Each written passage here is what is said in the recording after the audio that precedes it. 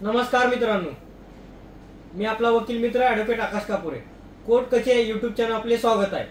तर मित्रांनो, अनेकांना असा प्रश्न पडतो की कंटेम्प्ट ऑफ कोर्ट म्हणजे काय, म्हणजे कोर्टाचा आदेशाचा अवमान करणे कधी होतो.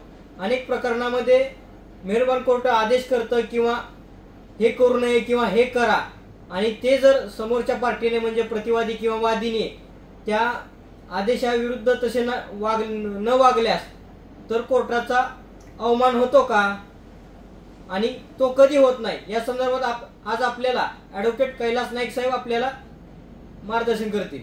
नमस्कार मित्रांनो. तर आपल्या सर्वांना माहित आहे की क्रिमिनल कंटेम्प्ट असतो आणि सिव्हिल कंटेम्प्ट सुद्धा असतो. म्हणजे दिवाणी न्यायालयाच्या आदेशाचा अवमान आणि फौजदारी न्यायालयाच्या आदेशाचा अवमान.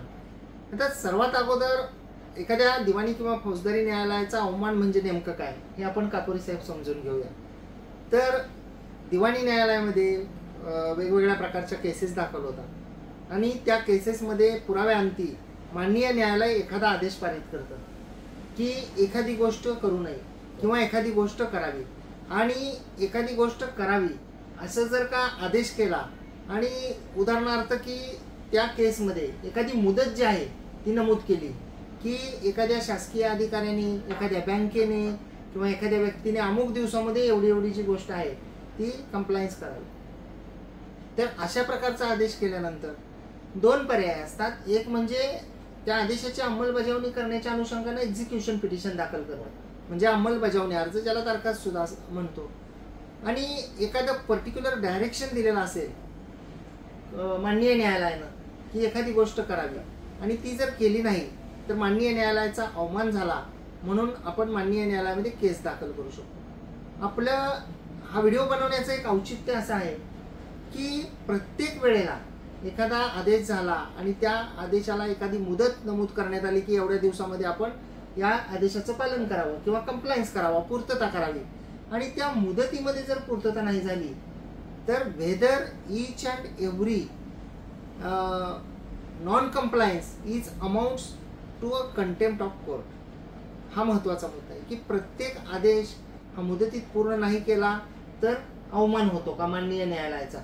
तर या अनुषंगानं एक माननीय सर्वोच्च न्यायालयाचा महत्त्वपूर्ण असा न्यायनिर्णय आहे, आणि तो महत्त्वपूर्ण न्यायनिर्णय जो आहे तो नुकताच देण्यात आलेला आहे. तर त्या महत्त्वपूर्ण न्यायनिर्णयाचं जे आहे ते केसचं नाव आपण पाहूया ज्युनियर मित्रांसाठी. A.K. जयप्रकाश मयत विरुद्ध, म्हणजे जे पिटिशनर होते A.K. जयप्रकाश, त्यांचे लिगल कायदेशीर वारस विरुद्ध S.S. मल्लिकार्जुनराव व इतर, हे त्यातले रिस्पॉन्डंट म्हणजे विरुद्ध पार्टीचे लोक होते.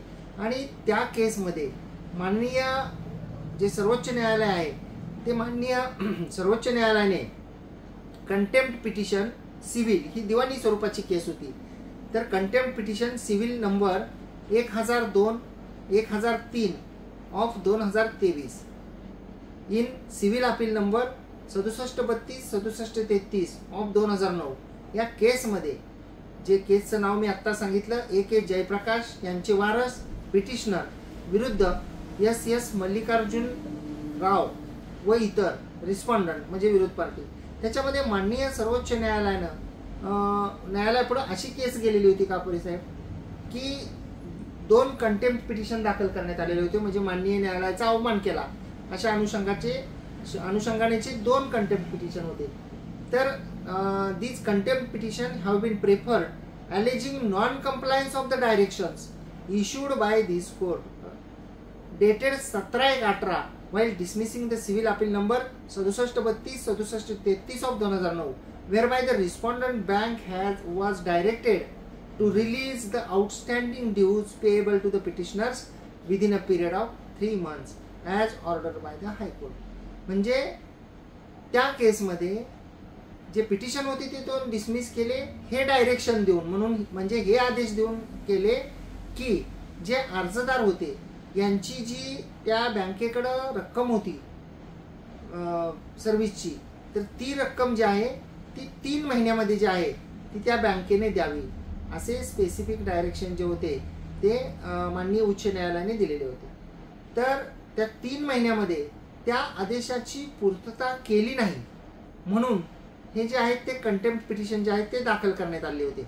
आणि ह्या कंटेम्प्ट पिटिशनचं जे महत्त्वाची गोष्ट आहे त्याच्यामध्ये न्यायनिर्णय देताना माननीय कोर्टाने असं म्हटलेलं आहे की प्रत्येक आदेशाचं पालन नाही केलं, जी मुदत दिलेली आहे त्या मुदतीमध्ये पालन नाही केलं म्हणजे लगेच कोर्टाच्या हुकुमाचा भंग होतो असं नाही.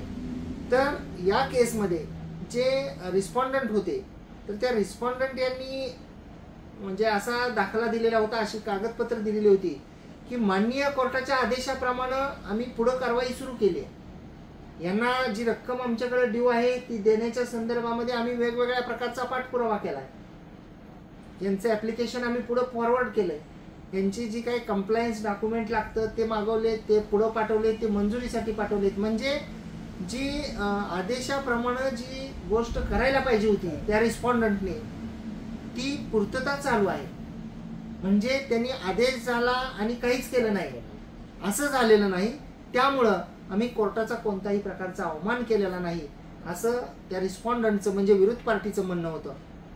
या दोन्ही बाजूचा विचार करून माननीय सर्वोच्च न्यायालयाने या केसमध्ये असा न्याय निर्णय दिलेला आहे की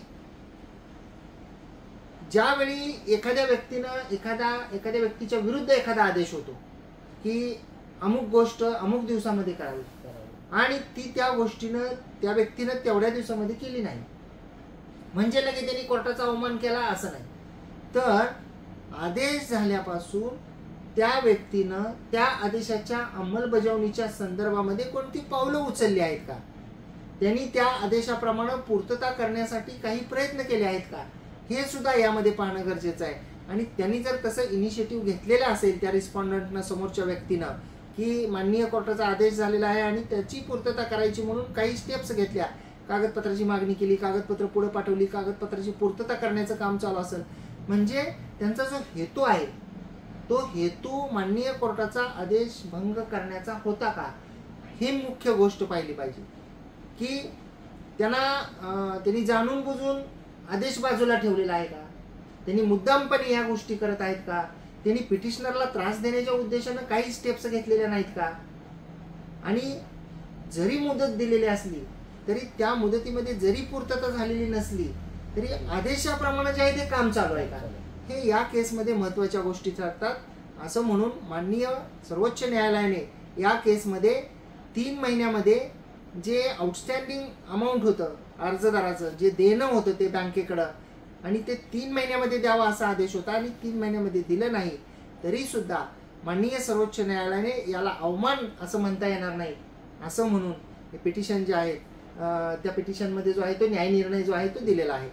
म्हणजे प्रत्येक आदेश पूर्तता झाली नाही म्हणजे लगेच आदेशाचा भंग झाला आणि लगेच त्यांच्यावर कारवाई केली पाहिजे असं नाही. तर त्यांचा आदेश झाल्यानंतरचा हेतू काय आहे, त्यांचं बिहेवियर काय आहे, त्यांची काय वर्तणूक आहे, त्यांनी काही स्टेप्स घेतलेत का त्या आदेशाची पूर्तता करण्याच्या अनुषंगाने. विशेषतः जे बँका असतील, शासकीय कार्यालय असतील त्यांच्या विरुद्ध जेव्हा असे आदेश होतात आणि ते त्या आदेशाची जर पूर्तता करत नसतील परंतु ते प्रोसिजरल काम जर चालू असेल तर त्या बाबतीमध्ये हा न्यायनिर्णय खूप उपयुक्त होऊ शकतो. आणि मित्रांनो, आपल्याला जर ही माहिती आवडली असल्यास या माहितीला एक लाईक करा, व्हिडिओला शेअर करा. आपण जर कोर्ट कचेरी या यूट्यूब चॅनलवर हा व्हिडिओ पाहत असाल आणि अद्याप आपण जर का सबस्क्राईब केलेलं नसेल तर सबस्क्राईब करा, बाजूचं बेल आयकॉनचं बटन दाबा. आपल्या व्हिडिओच्या खाली हाईप नावाचं जर एक बटन आपल्याला दिसलं तर त्याला सुद्धा क्लिक करा. कारण हाईप म्हणजे लाईक सारखं बटन आहे, त्याला कोणतेही पैसे द्यावे लागत नाहीत. आपण हाईप हे बटन क्लिक केल्यानंतर हा व्हिडिओ जास्तीत जास्त लोकांपर्यंत पोहोचतो.